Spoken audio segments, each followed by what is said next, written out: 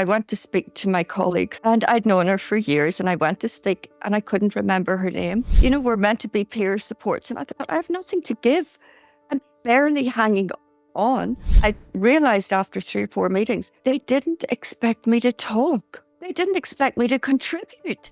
Dementia is collapsed into the end stage. Everybody thinks about the pointy end of dementia. What about the years before the end? Nobody's looking there, and that's where I'm at.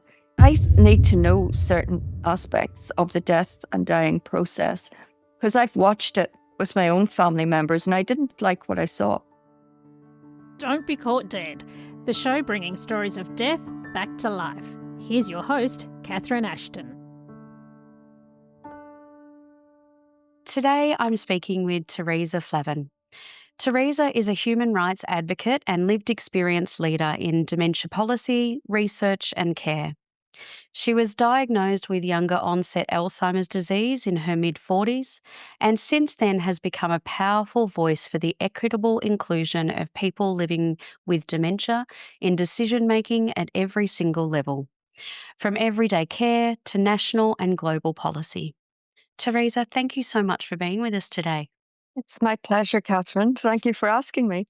So, Theresa, I had the beauty of meeting you at the Advanced Care Planning International Conference last year in October.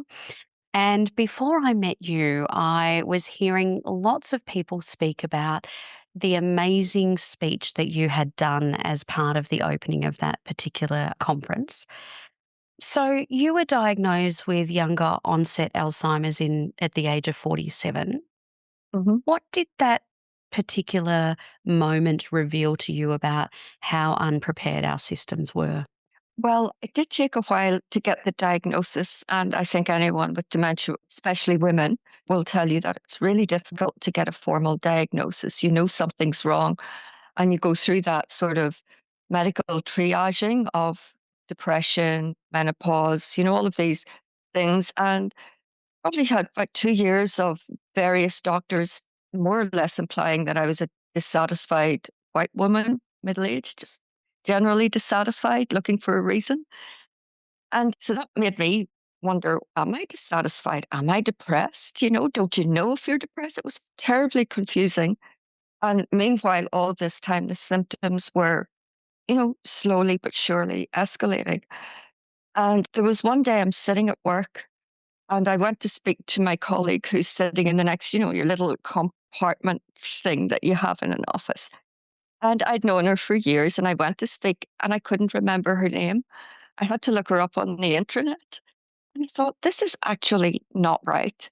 This isn't being depressed. This isn't right. So I had already tried the medical route. That got me, I think it might have given me some depression actually. But I remembered that there was a doctor that I had met through my work, through my employment. We used to get an annual physical every year, and you do the depression screens and heart and all that sort of thing to make sure that you were well in work. Great employer. And I contacted that doctor privately and asked, would she do a consultation outside of the relationship between work? And she said, sure. And the reason I wanted to do this was because she knew me before. And that was critical because all of these doctors were seeing me as I was. And as you can see here, I look fine. Yeah. Nothing to see here. What are you whimpering about here, lady? So I thought I need to see someone that knew me before, who knows me as a professional, competent person and isn't going to put all of those layers of discontent or whatever people thought. So I went to see her and I told her what I was experiencing. And she was genuinely disturbed by the symptoms that I was describing. Again, because she didn't have that filter of triage you away with some antidepressants, she treated me like an equal woman with valid information to share. And you don't get that too often in the medical world. So her first move was, okay, let's get some data. And I like data. That's my world. So, okay. So she sent me to a neuropsychiatrist and I was scheduled for, I think it was 3 hours of testing. And by 30 minutes in, I just cried because It was so apparent. These are things that I've done all my life. Even to get a job, you'd have to do these neuropsych tests, to get through the recruitment. And bing, bing, bing, bing, bing, no problem. All of a sudden, name 8 animals starting with H, and there's empty space. We're like, what? So it was really apparent. I proceeded on. We got through the test. I had a cry. Said, okay, let's get this done. And she looked at it and came back a few weeks later and she said, oh, Theresa, you're normal. And I was, well, that's great, but why couldn't I answer it? She said, no, you're normal. You didn't always used to be normal. You're normal now. And normal is actually medical speak for functioning. It's just about functioning. And I thought, oh, shit, it kind of got a bit real, but I didn't know what to do with that. So I had data. I thought, okay. And then I remembered that, again, that these are the tests that I'd done to get the job that I was in. It was almost the same tests. And I said, what if we look at the tests, that information that work have, and you compare and you have a before and after? And bang, it was on. Because all of a sudden, the neurologist was able to look at stuff that was legitimate on a piece of paper. It wasn't just me telling a story because that was meaningless to them. They had data to work with, and we started to do the test with a different eye. And they could see that there was significant abnormalities in all of the scans, but none of them pointed to something. And we knew that. So they sent me away and said, well, you've got all these abnormalities, but none of them add up in a particular way that point to disease A, B, or C. So off you trot. So Wow. How that did was that make you how feel at that time? I don't have words for how irrelevant I felt. I felt just irrelevant. Just, yeah, yeah, that was very hard. I'll be honest, it was probably the hardest part of it. Anyway, eventually put it all together, get a neurologist. And I think this is probably even harder when my partner and I were sitting at the neurologist and he's up behind his desk looking quite pompous and important, as they do.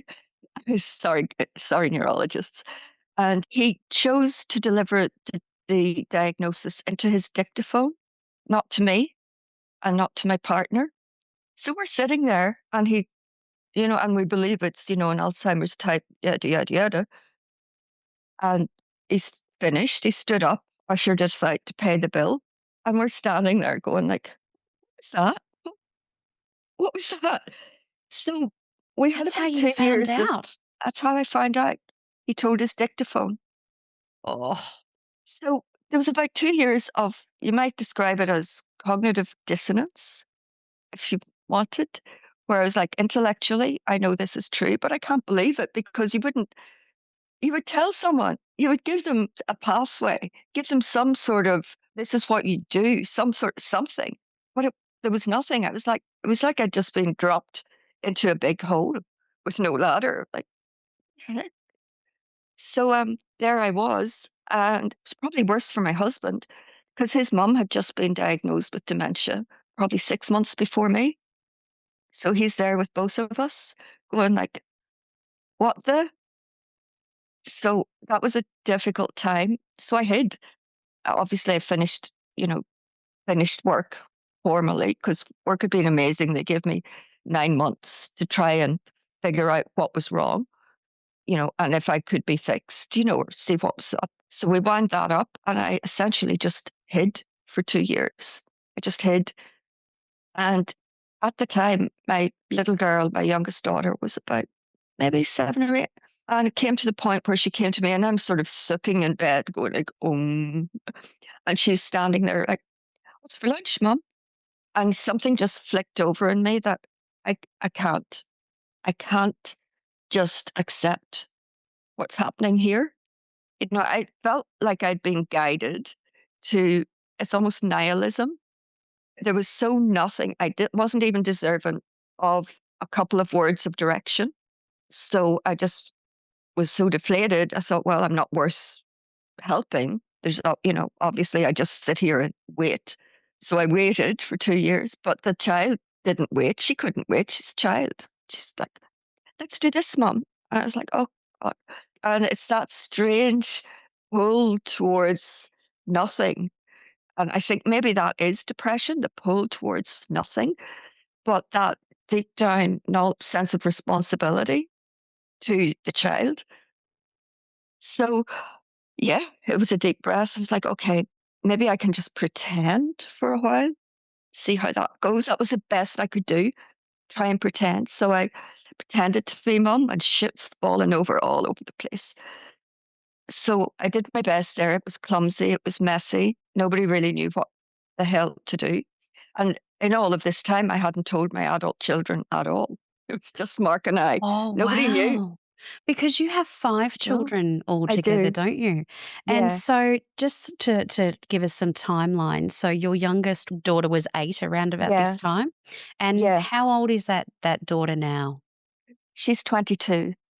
Okay, so that gives us a timeline of where Yeah, we're looking at now. yeah, So for those first 2 years, you were very, very lost. yeah, I was. I just hid.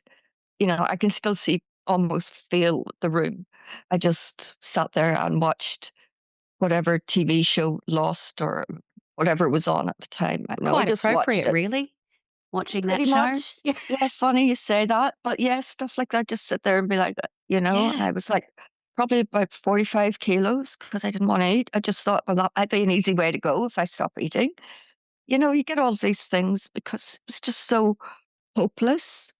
That diagnosis style was so hopeless that I just couldn't make even a shred of agency possibility out of that. And so, yeah, on the upside, the child was having none of it. She's just not interested in this. Was mum still in bed? Shit. She had no interest in this. She wanted to get on with her day. And so I did. It's like, okay, she has more willpower than I do. So I'll go and make my responsibilities the best I can. And as I said, it was messy, it was clumsy.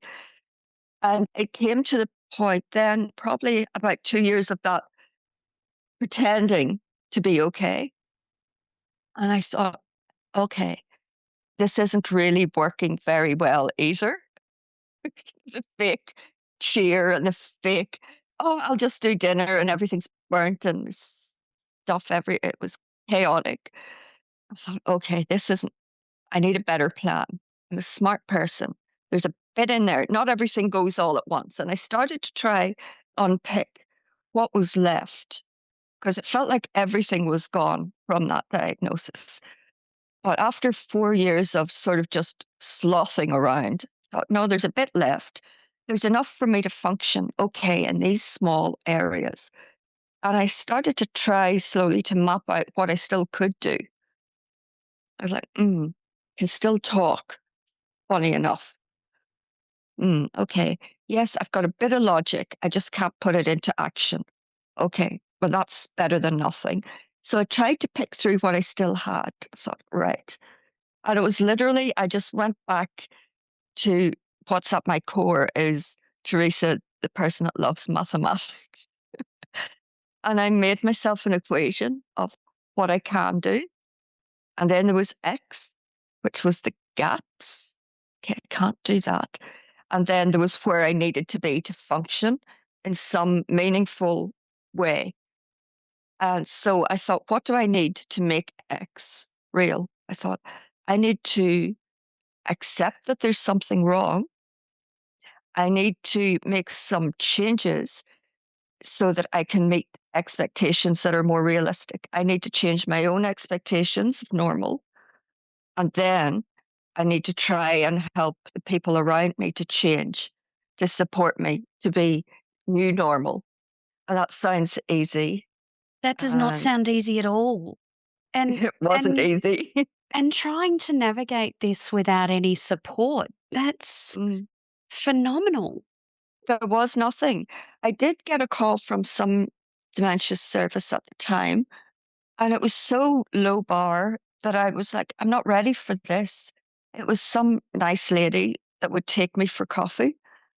Now, there's a couple of problems with that. I'm lactose intolerant. I don't like crowds. And I was terrified of dementia.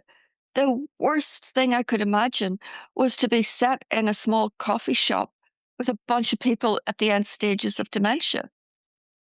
It was like, oh, I was terrified. I just wasn't, I had no preparation for what that might look like. And I had nothing in me to give to these other people. You know, we're meant to be peer supports. And I thought, I have nothing to give. I'm barely hanging on. These poor people have nothing they can give me. So why is this all there is? You're forcing us to give to each other when we have nothing? What? Who thinks this is a good idea? It's just like, they can't make me do this. There's got to be something else. So I said, I like antique shops because there's hardly anyone there. They smell weird, but you can just sort of look around. I am a No, big vintage store lover, yeah, so you're no in good pressure. company. Yeah. I thought it triggers some memories. So I had given this some careful thought because I don't like going out because I get overwhelmed and I don't function well. But that was a hard no. Oh, no, we can't do that. No, it's coffee with the people with dementia or nothing. Like, oh. So I was out. It's like, I'm out. There's obviously no room for me in this dementia support world because it's strange. It made no sense to me. What is the point of putting like with like if it isn't for expediency? I'm like, we're not a shelf on a supermarket, you know, where you put all the butter together because it's all butter. It's like we're humans. Why is this good? I just couldn't understand why anyone thought it was a good idea. So yeah, I thought, right, that's not going to work. So I tried looking for some sort of, I had realized that some of the symptoms were a little bit like a stroke, you know, in terms of you're getting brain damage. I didn't know a lot, but I knew my brain was getting damaged in some way. And I knew about neuroplasticity that we're not in 1920. Our brain is not the same one. You know, it does refresh from time to time. You still grow. I thought, okay, so if I've got holes or chunks, I need to grow some brain material around these holes. Because as you can see, I'm a very literal sort of person. Thought, okay, so what do I need to do that? But all there was these sort of puzzles of coloring in and stuff. And again, I was like, you know, who thinks this up? Who thinks a 40-year-old woman wants to color in? That's not going to grow anything. You know, no. So yeah, I just kept looking, kept looking, kept looking, and I really wasn't finding anything in the dementia context. It was really sort of paternalistic, palliative care, and a measure of success was how quiet you were and how accepting you were and how passive you were as a client. You know, that was rewarded. If you asked questions, that was not rewarded. That was shut down with you were managed carefully in a sing-song voice. Don't worry about that, Teresa. We'll talk about that another time, but that time never came. So I was really frustrated. So I thought, okay, there's nothing there for me. This is on me.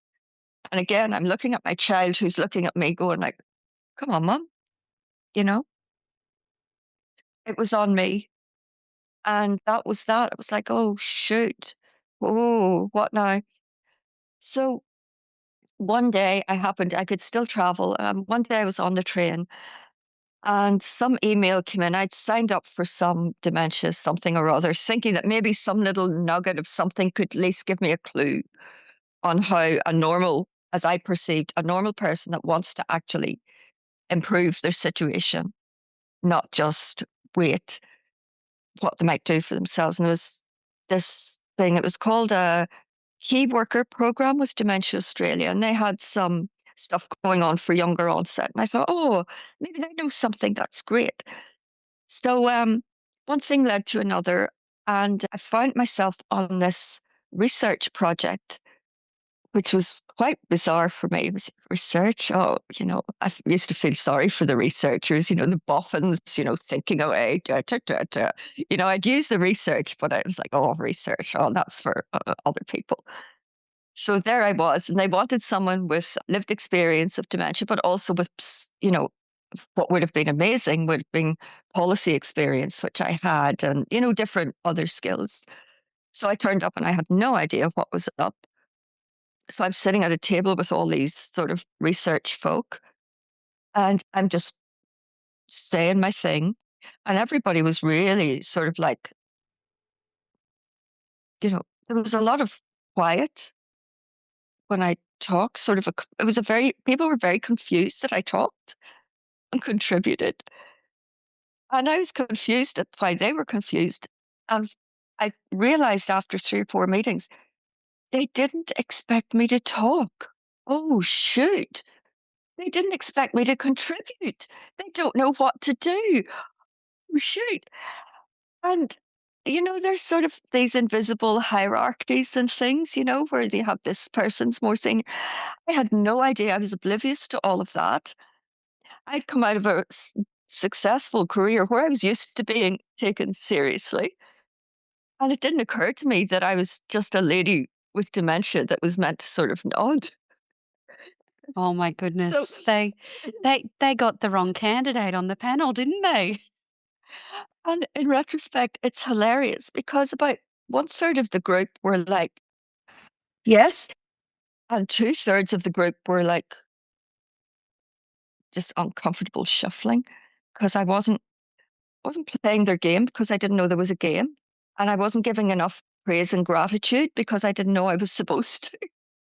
You know, I wasn't being rude. I just didn't know that this was an expectation that I'd smile and be really, really grateful to be invited. And I And wasn't. I was like, and this is not very good quality. I'm sort of like, is this it? And what were some of the things that you were noticing at that time that were lacking about the system? You've certainly mentioned quite a few things about lack of resources and follow up with your diagnosis, how your diagnosis was delivered, Mm-hmm. any support thereafter. Mm-hmm. And when we're going back, if your daughter's now 22 and she was 8 at that time, I think it's fair to say that from my understanding from the outside looking in at, when we're going back, this period of time, dementia was a diagnosis that was not seen as a long-term condition Mm-hmm. or something that you could live with easily, was it? It was more Mm. like a death sentence. Would that be Yeah, fair in saying at that particular that's point in fair to time? say. And I think that what generally happened was it was very old people, very late stage, that were getting diagnosed. I mean, if you were to look at the tests that they have, who's the prime minister, who's this, who's that, you have to be quite, quite near the end stage before you start to really hit up against that. So the system was set really to give people a soft landing and die and just get managed away. And the whole system of aged care and dementia is predicated on that sort of 1920s, like, well, you've had your day, you're at the end. Let's just, take you out of society and put you in a wee room somewhere so you're not inconvenient and we can keep on producing and you just be quiet about it. And I remember seeing old medical records from that period, even of, that used to refer to it as senility, and it was to Yeah. be expected at that age. Yeah. Yeah. Sort of an age related decline Yeah. sort of thing. It wasn't treated as a disease in itself. And certainly it's terminal, but we're not offered any meaningful support around the terminality of it. Again, because dementia is collapsed into the end stage. Everybody thinks about the pointy end of dementia.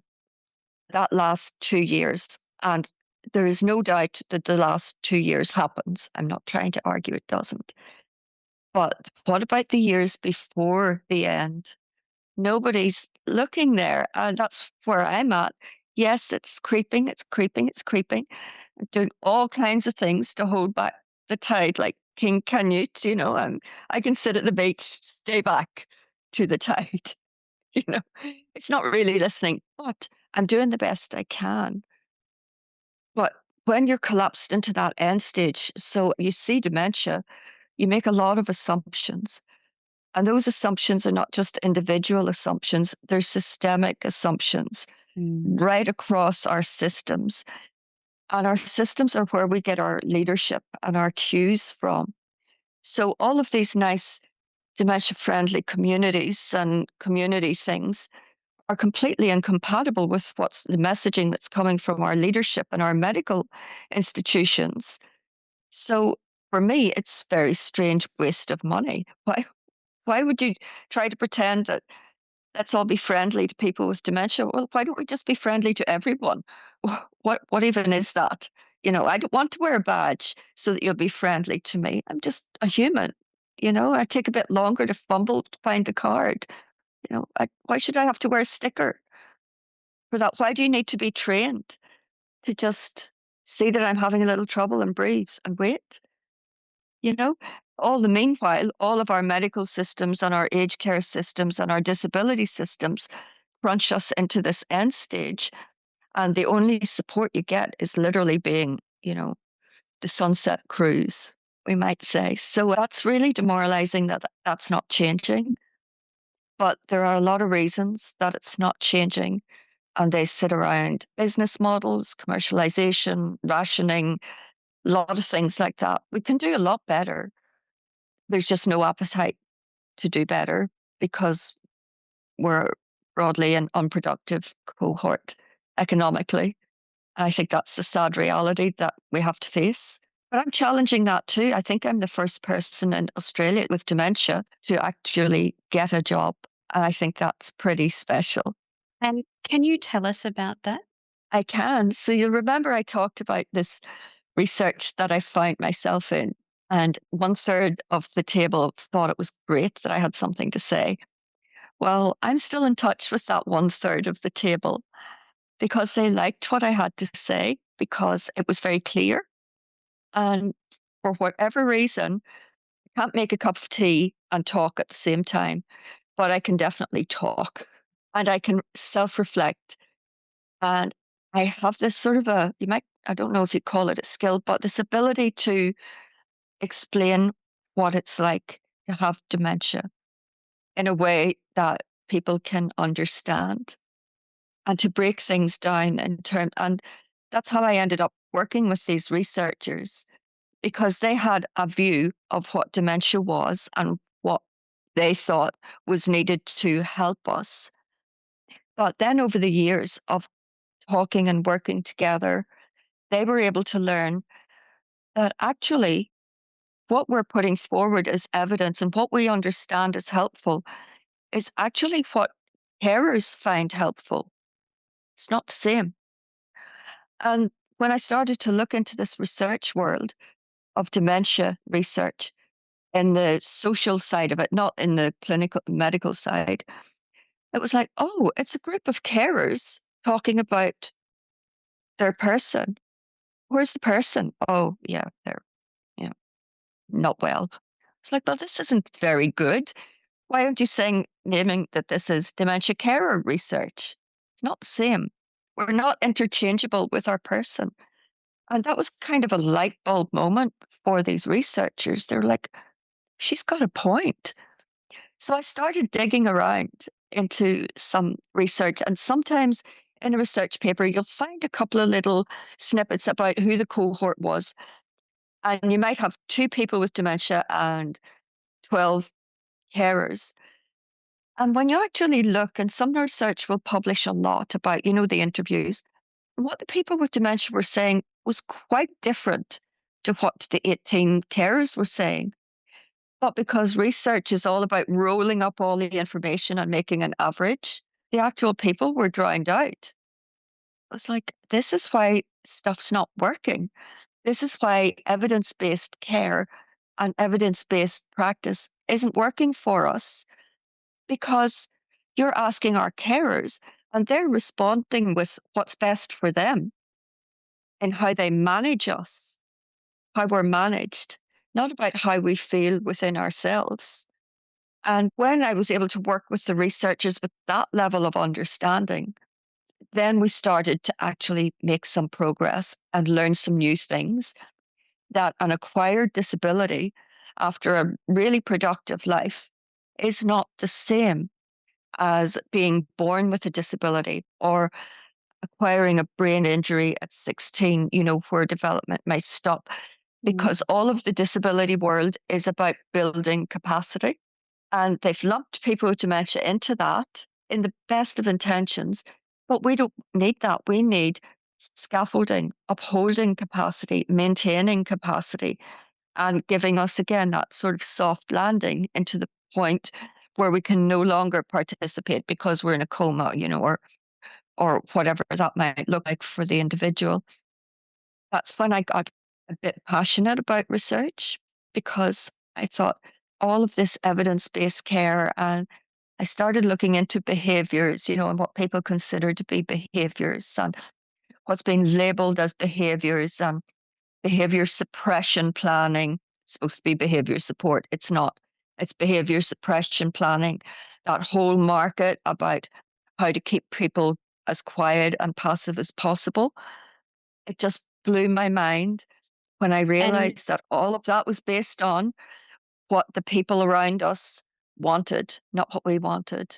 Nobody ever asked us. and can you explain some of those behaviors that you're referring to so people can become aware of what you're referencing?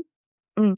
So, in the later stages of dementia, even in the early stages, your behavior does change, and your perceptions and your senses change. Your senses stay the same. Let's just, for convenience, talk about hearing. Your hearing still works, your ears still work, but the part of the brain that processes the sound might get a little sticky thing in it. So the sound is good, you hear the volume, but you can't necessarily pick out the data in the words. So all you hear is muffled sound. For me, it sounds like, and that's why I wear headphones a lot, because it helps. I don't know why, it might be a prop. I don't know, but it helps. And it's literally like having your head in a fishbowl. You hear a lot. And something that's really fundamental about dementia that's not well understood is that you might spend your life as a thinking person with some feelings that you manage. Dementia makes you a feeling person with some thoughts that you manage. You gradually transition into this sort of a person whose emotional side fills the gap of where the intellectual side starts to get holes. I don't know if that makes sense, but let's say you've got your brain, got some holes. Oh, and nature always fills a hole, but it Mm. fills it with feelings and emotions and perceptions and all of that part of your innate humanity.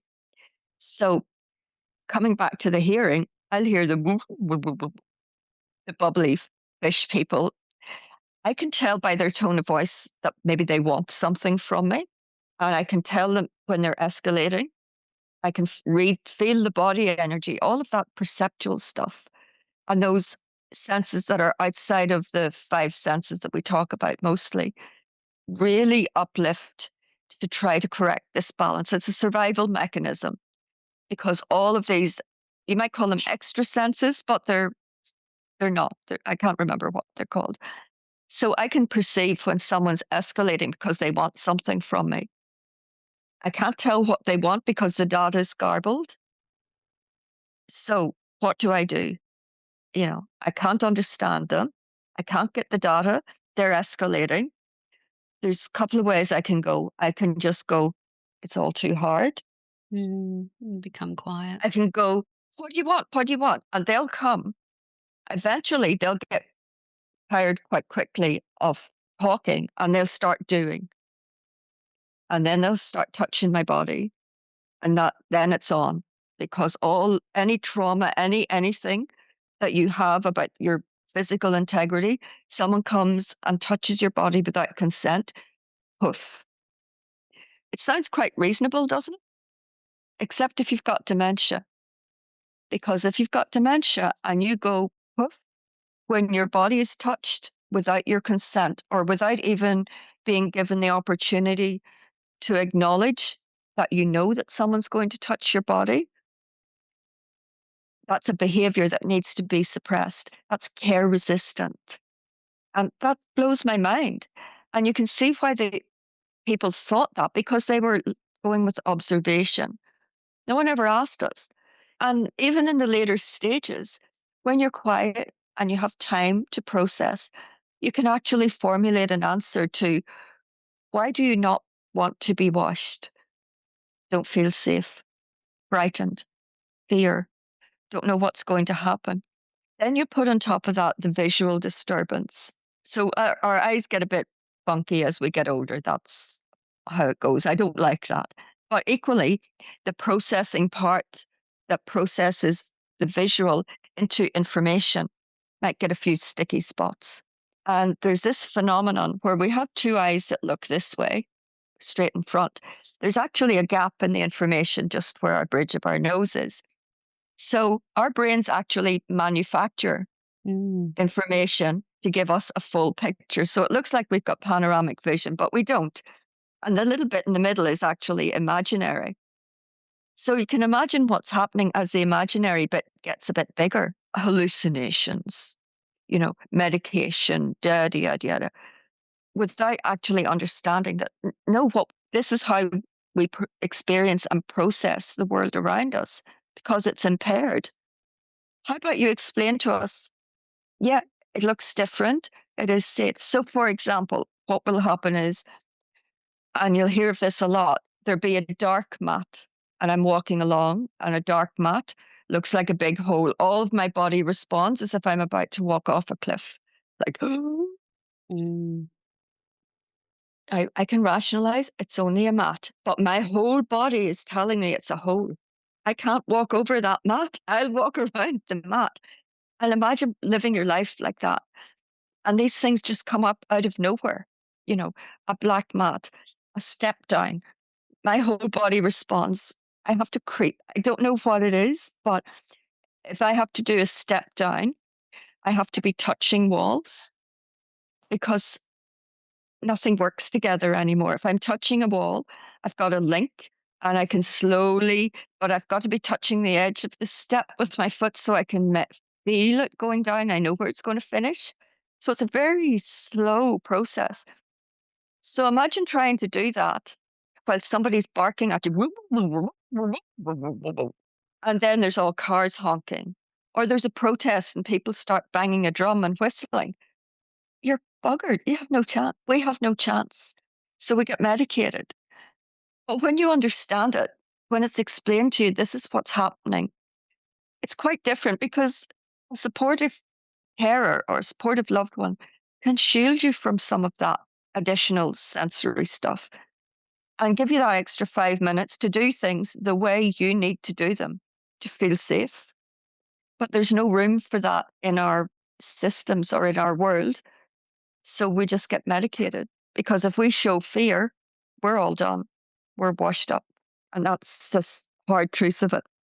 It's really amazing when you actually talk through, seeing the world through your eyes and how you've learnt to be really aware. And as you said, I can see why the researchers love you because, you provide insight that the everyday person doesn't get an opportunity Yeah, to see.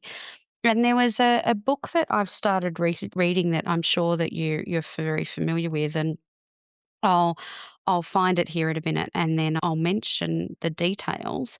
But it was talking about how it was. I think it's an author in America, and how he started talking to people who have dementia, and he was saying that have you actually asked why they are acting in a yeah, particular way? yeah, And no one have thought to actually ask the yeah, question, why are you calling out yeah, your daughter's yeah, name when you wake up every morning? yeah, And what was really interesting was the fact in this particular scenario, the woman said, well, I know that when I wake up, I need someone to assist me. yeah, And the way in which I can actually get everyone's attention is if I, yell out my daughter's name because someone comes to me then. Yeah. Because they Yeah. come to let me know, "Oh, no, she's not coming today. It's Mm-hmm. okay. Calm down." But Yeah. at least then I actually get the desired effect, and that is the person can come and now help me. Mm-hmm. There's actually a tiny little glimmer of hope in that space. And I've read a piece of research, and we're coming up with this new and better term of adaptive expression. So let's use that, what you just talked about, the repetitive calling out of someone who's unavailable. So what's happening is that lady or gent has a need to be assisted to the bathroom. Let's say, for example, she feels that need. She may not be able to name the need. This happens to me a lot. The brain body connection gets very disrupted. And I can tell you another story about that afterwards if you remind me about my back. So what's happened is she'll feel this perception of need. She'll feel, it almost feels like anxiety. So you need to express that because you can't self-service, as it Mm. were. But because the brain, let's say the connection between the feeling and the voice is a bit broken, there's another sticky spot there. When she goes to, she might be go in her inside of herself say, I need some help. But what comes out is something completely different. And quite often it's the opposite. And that's extremely frustrating when you're thinking something, and this happens to me all the time. And you'd think it wouldn't because I sound so good. So you can see why it's so confusing for people around me Yeah. when I say exactly the opposite.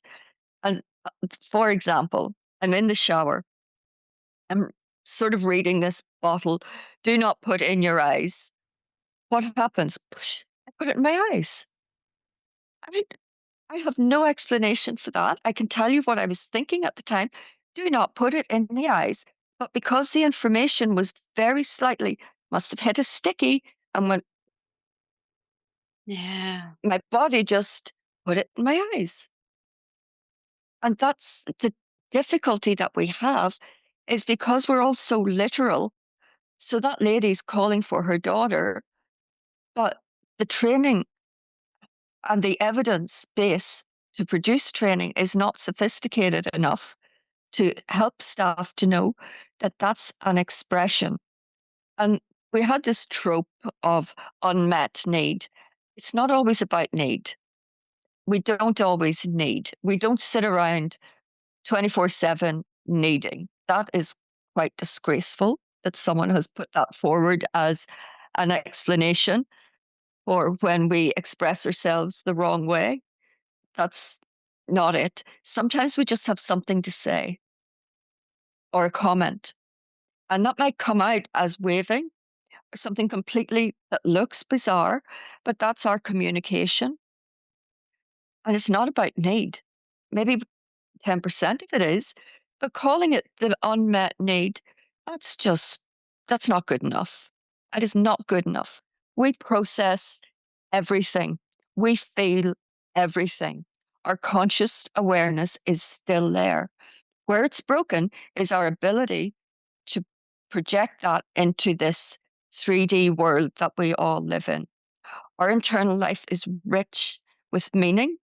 We know exactly what's going on way better than you guys do because that whole side of us is so overdeveloped. We can feel the nuance. We know the mood of the person that walks into our space before they've even got through the door. And our body responds appropriately because that's all automatic. Our limbic system Mm. is so overdeveloped at this stage in order to try and survive. And that's just overlooked completely. We're just, you know, we have this sort of things in, I'll give you an example, the aged care assessment tool for residential aged care. And the assessment tool is about calculating how much money it will cost to look after someone's different needs. And they have a component for behaviour. Now, that tool was developed in the 1980s for school leavers looking for work to see how much it might cost to support them to get a job. That's now being applied to our older people living with dementia. So you can see there's a little bit of lack of care, maybe lack of interest Wow. And the first word is there's manipulative behaviour. So a person with dementia, it's physically impossible to manipulate because that requires executive function, which is the first thing to go. Mm. Emotional neediness, problem wandering is the first one. Problem is the first word in it. Problem wandering. So I said I was going to about, I'll talk about wandering. So about 2 years ago, I started wandering. Family were looking at me going, oh, it's the beginning of the end. Whatever. I was oblivious. I don't know, didn't know. But I was walking, walking, walking, walking, walking. And, partner's just like, oh, she wants to walk, let her walk. I'm so fortunate. I'm so blessed. My family don't put me in a box. They didn't rush down to the doctor to get me some sedatives so I'd stop walking. It's like she's walking, so what? She wants to walk, she's happy walking. But of course, this curious 22-year-old daughter, "Where are you walking, Mum?" "Don't know." "Why do you think you're walking?" I don't know. Are you walking to something or away from something?" And the way thinking works these days is it's almost though I have to touch with the emotion of not the facts. It's I feel like I'm walking away from something. Okay, so is it a thing or a feeling? And I'll touch again. Mm, it's a feeling. Walking away from a feeling. After a lot of questioning, what turned out I had a wedge fracture in my back, and I was trying to walk away from the pain. Oh, wow. Makes perfect sense, yeah? Yeah, it does. And Yeah. and for someone who's, very familiar with back pain, I totally Yes. get that. Yes.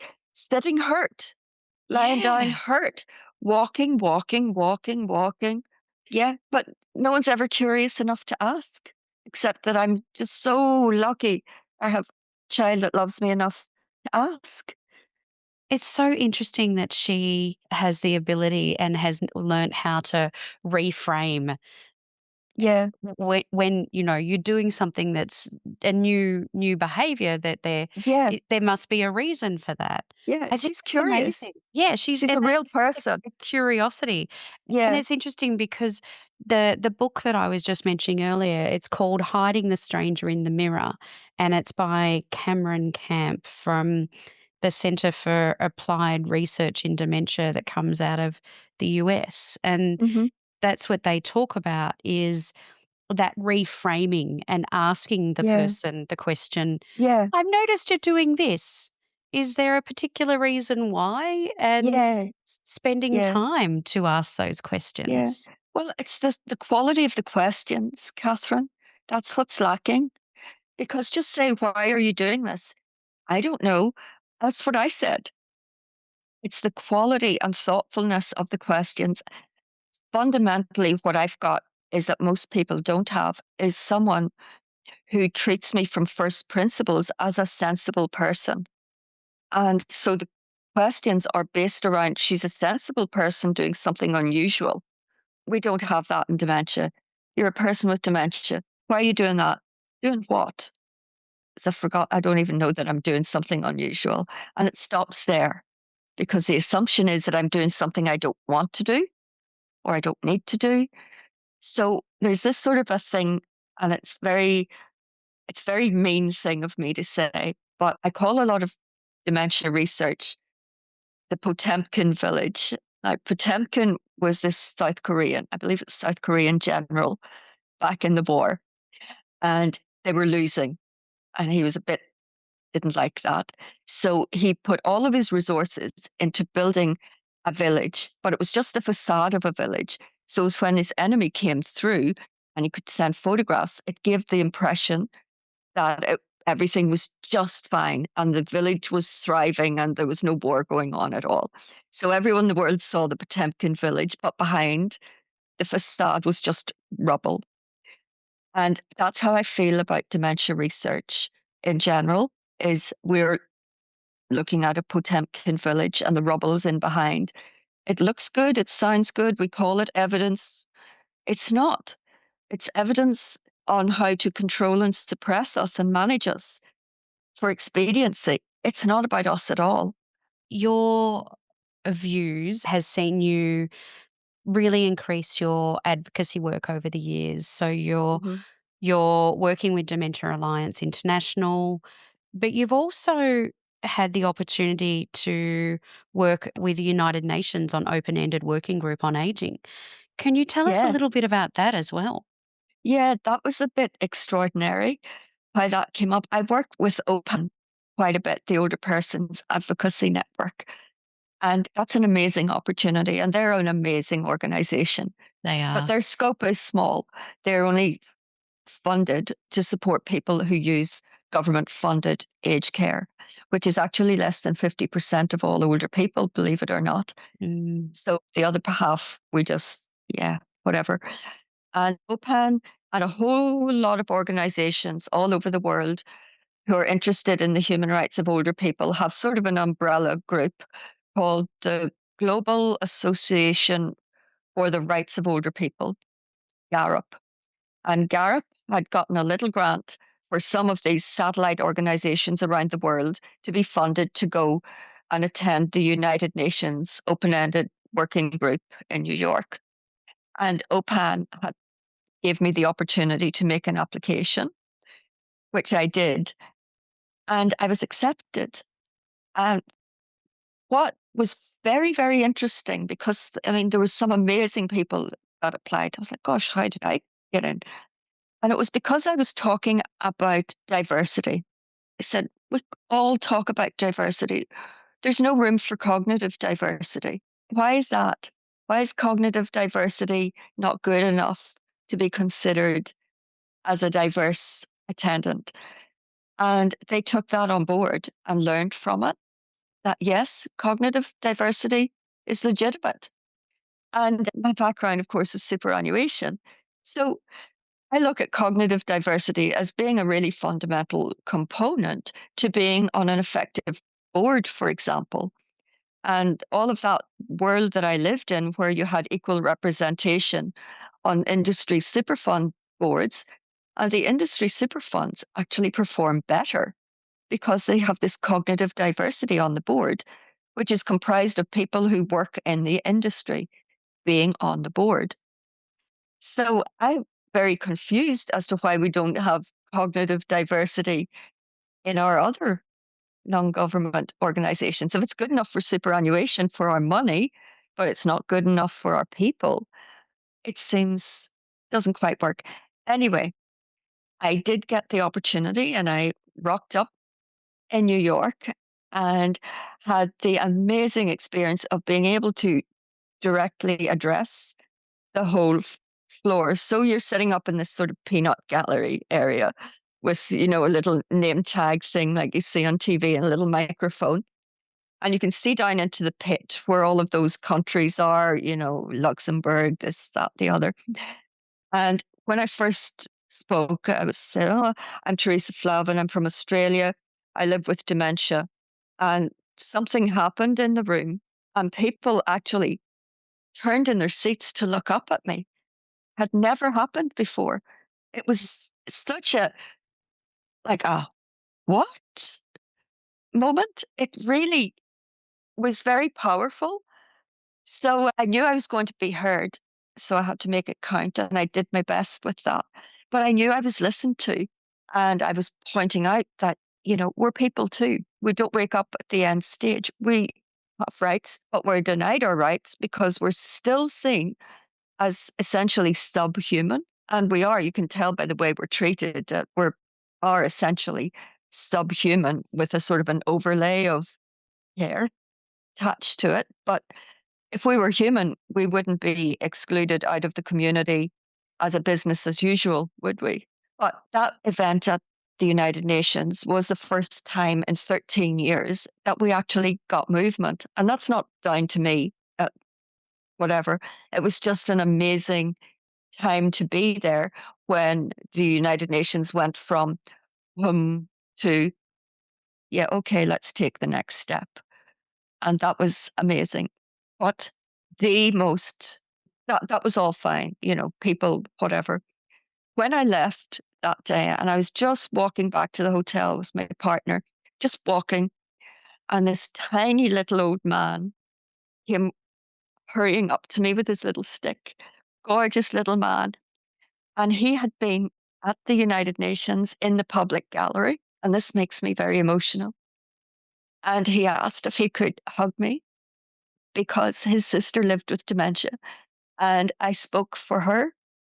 And he was so grateful. And the odds of meeting someone in the street of New York who had heard me speak at the United Nations and actually was grateful was probably the most moving thing I've ever experienced in my life. Because he said his parents had been through Holocaust, through different things, and he could see that human rights were essentially gone once you got dementia. And yeah, that was really, really, really moving that a human being actually took some strength from what I was saying and felt heard. And that was amazing. I am not surprised at all by that.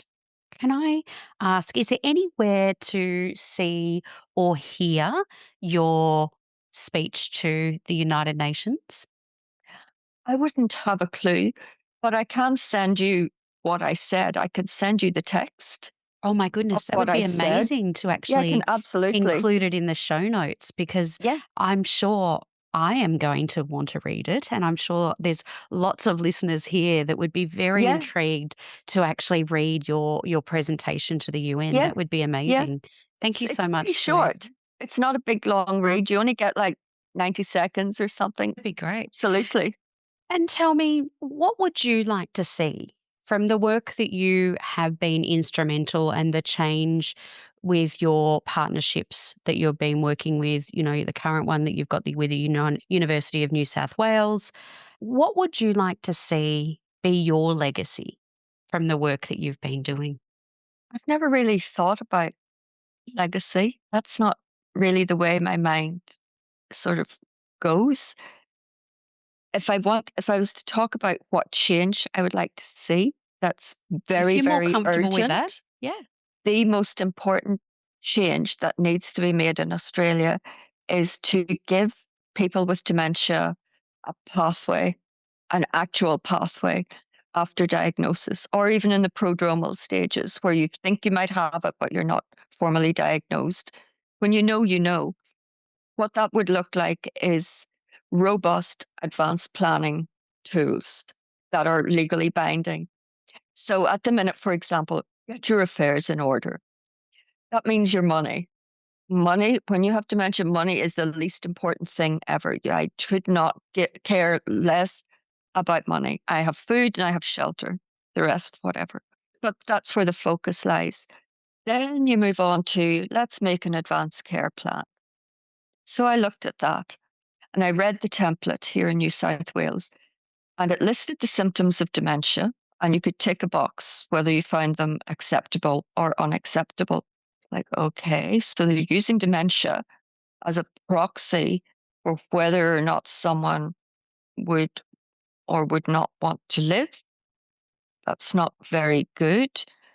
And there wasn't really any point in completing it because I was going to get all of these symptoms anyway. So what was like, I couldn't, I don't have the imagination to understand how a person with dementia, the leading cause of death in Australia, people with dementia are being asked to choose if you don't recognize your loved ones. Do you want to, is this palatable or unpalatable? It's clearly unpalatable, but it's also inevitable. So how's that going to impact your treatment? It makes no sense. It's just strange and confusing. So I thought, okay, well, I need more information. I need to make a palliative care plan. You think that would sounds good? Does not sound very logical. So I tried to make a palliative care plan and I called some organizations. And one organization I called, actually, I had to provide the phone number of someone who would give the organization assurance that I had the capacity to understand the conversation starters that they were going to send. So I had to give them a capacity reference because I Wow. had dementia just to get information. I got the information and it was conversation starters. I was like, well, what about the content? What is this shit? Where do you go after that? Well, And seeing you were leading the conversation by actually ringing them in the first place. they were very confused. I must have been the first person that ever asked, asked them for information about palliative care. So I got in touch then with a palliative care service that was related to this organization. And she sang down the phone in a really nice way that really, you know, an advanced care directive may not be the way to go. You might have capacity issues. Let's talk about a plan. What are your values? I was like, what do you mean? What values? I don't want to talk about values. I want to talk about end of life medical care. Let's talk about your values first. Sit together with your family and let's all talk together and talk it out.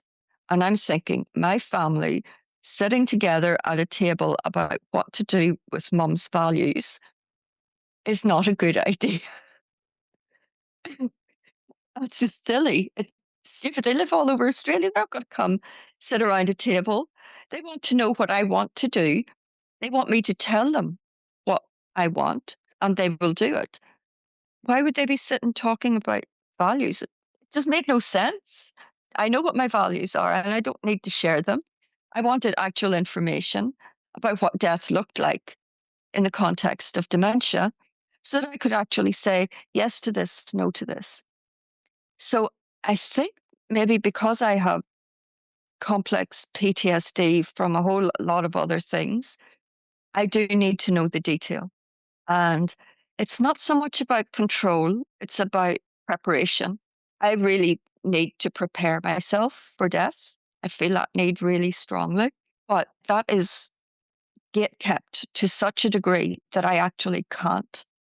I can't get the facts necessary to be able to prepare myself adequately for death because it's just withheld.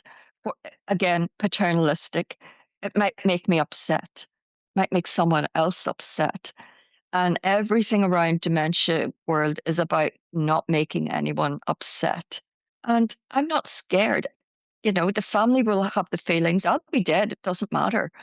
But I need to know certain aspects of the death and dying process because I've watched it with my own family members and I didn't like what I saw. And I'll give you an example. I'm trying to find out what palliative care medication might comprise. So I was able to find some stuff on Google that seemed legitimate. And it was this thing called a syringe driver.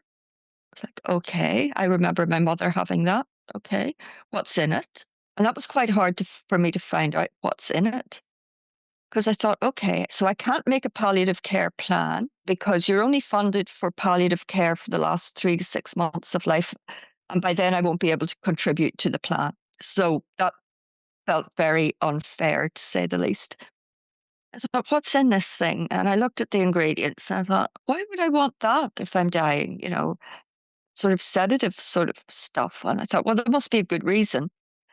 And the further I looked into this, and I'm very happy for any listener to give me better information on this. It all looked about the dignity of death, dying with dignity. But when I read it from my trauma perspective, it was dying with the appearance of dignity. It was about the dignity of the onlookers and the comfort of the onlookers, not about me. And that made me deeply, deeply troubled about the death process if there's medical intervention. And I still haven't been able to resolve that to any satisfaction. And is that through the voluntary assisted dying process that you'd been looking No, up, or that it no, was actually no. medication that's given Yep. by palliative Yes. or doctors in the palliative space? Yeah. Yeah. Yeah, Yeah. No. So, just to clarify. yeah. Yep. No, voluntary assisted dying, because I'll never qualify, I haven't looked into that. Yep. And I guess my opinions on that are my own. I think everyone has the human right to choose what to do with their body. If you can chill, you know, you can have an abortion, but you can't abort yourself. It seems very bizarre to me.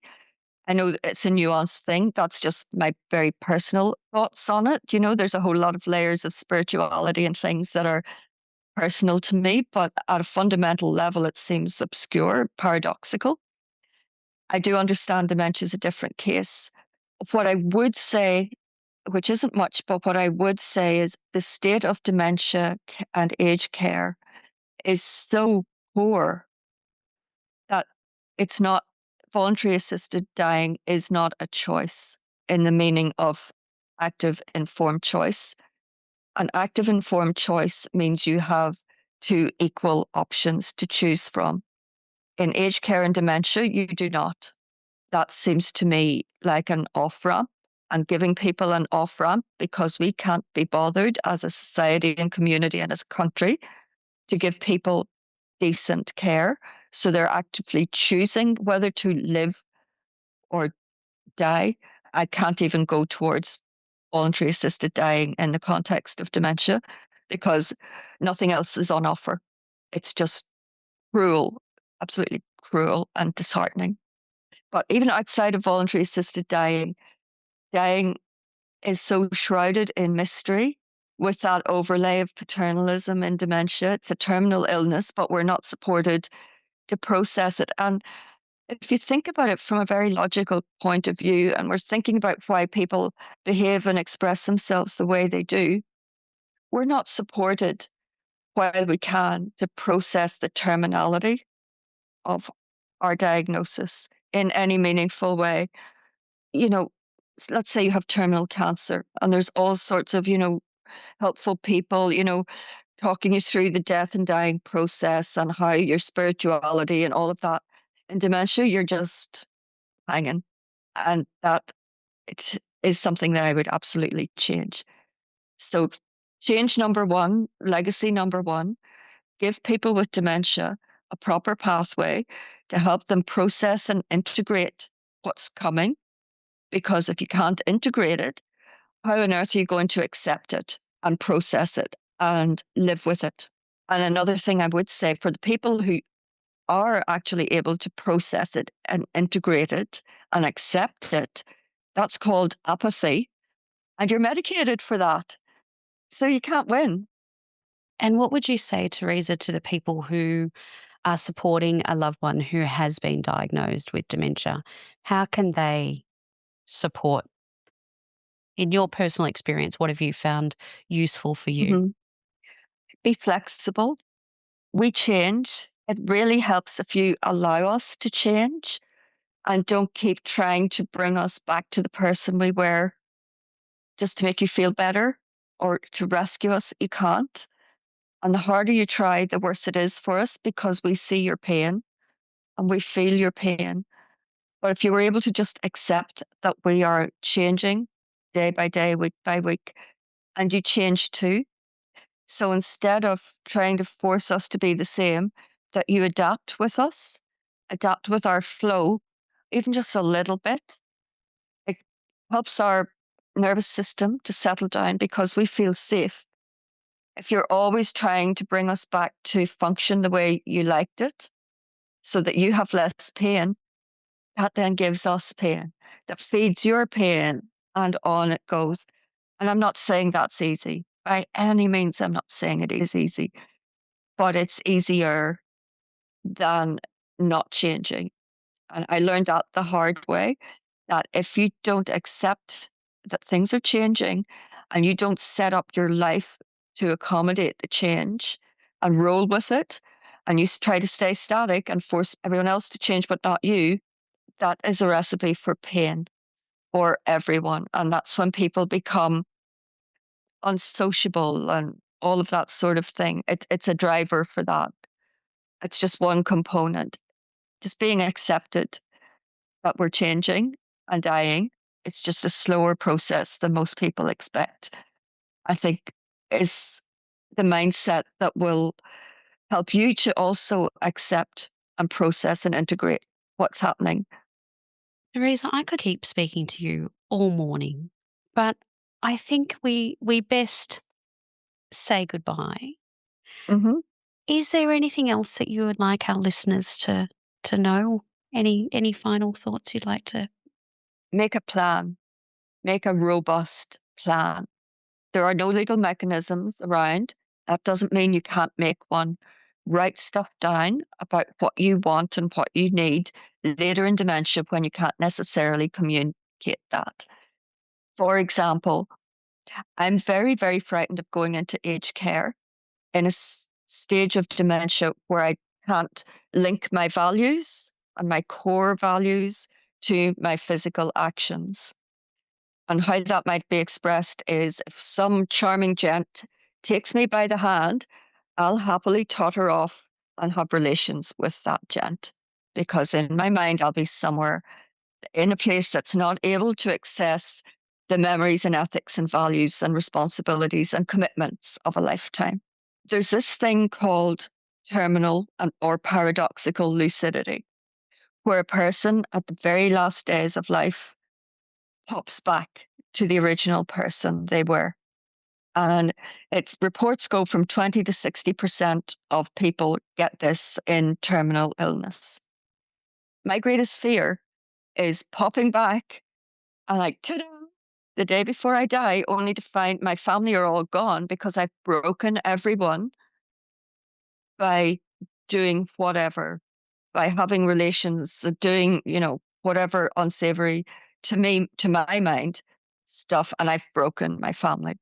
That's a very deeply personal thing to me. It's not a judgment on anyone else's choices at all. I have no mechanism to project my wishes into the future. The way things stand at the minute in Australia is that people with dementia have a human right to choice and to be supported in that choice. And it's a human right to express their sexuality. And that's good. I support all of that. However, no one's able to take into account actually which version of me is doing this activity, which version of me is making this choice. It's not the original Theresa, it's Theresa's limbic system. Is that legitimate? Is that consent? Is someone's limbic system consent? I don't think we're anywhere near close enough to understanding how that works. So what I've done is I have written a behaviour support plan for myself, asking people around me, please divert me, please restrict me from this activity for my dignity and respect the human right of the original Theresa. Now, that's not legally binding. I'm trying to support my decisions into the future when I can no longer access me. Make a plan, guys. Write it down. Whatever it is you need, write it down somewhere so that the people around you have the permission, as it were, to keep you safe in the way that you want and need to be safe, not in the way that other people and do-gooders and whatever might think you need. And I'm going to bug out. Theresa, I cannot thank you enough for sharing your valuable insight to what it feels like to be you. Thank you. I can't thank you enough for sharing your experiences and for you actually being the first person to speak at the UN to raise the importance of cognitive diversity and really sort of showing us that there is a way to move forward in how we look at a future with dementia. Yep. I think we can do better. It's not great, but we can do better. Absolutely Thanks. do better. And let's do better. Thanks so much, Theresa. Thank you, Catherine. Don't be caught dead forgetting to subscribe. And here are some more videos we know you'll love.